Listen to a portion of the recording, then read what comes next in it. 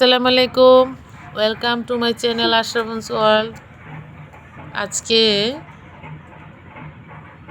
ছাদে চলে এসেছি, পালং শাক তুলব। শীতের শাক। ওই যে টপের ফাঁকে বিড়ালের বাচ্চাটা উকিঝুঁকি মারছে। কোত্থেকে যেন আসছে দুটি বিড়ালের বাচ্চা আমাদের ছাদে।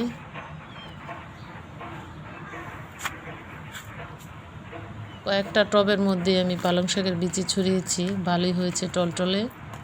আজকে শাক হারভেস্ট করব।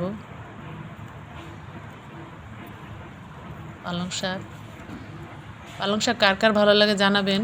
এটা বিভিন্ন মাছ দিয়ে, চিংড়ি মাছ দিয়ে খাওয়া যায়। আজকে আমি রান্না করব চিংড়ি মাছ দিয়ে। ও যে বিড়ালের বাচ্চা দুটি খেলতেছে করমচা গাছের উপরে।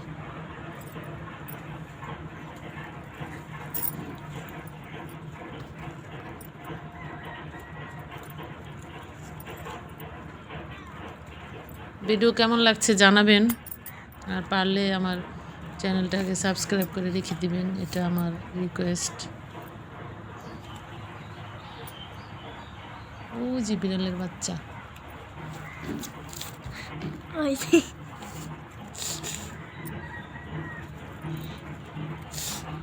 পালং শাকগুলি এখন তুলে নেব। আর একটা টুকরির মধ্যে লাগিয়েছি, যেটাই পেয়েছি সেগুলোর মধ্যেই পালংয়ের বিচি ছড়িয়ে দিয়েছি। আমার ছাদে প্রচুর পাখি আসে, এজন্য মশারি দিয়ে রক্ষার ব্যবস্থা করতে হয়। অর্গানিক পদ্ধতিতে চাষ, কোনো রাসায়নিকের মিশেল নেই, একদম বিশুদ্ধ যাকে বলে। প্রচুর ভিটামিন সমৃদ্ধ শাক, পালং শাক।